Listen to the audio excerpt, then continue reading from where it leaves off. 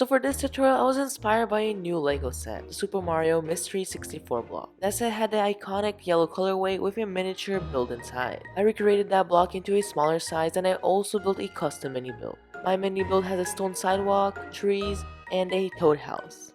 Use your imagination, okay?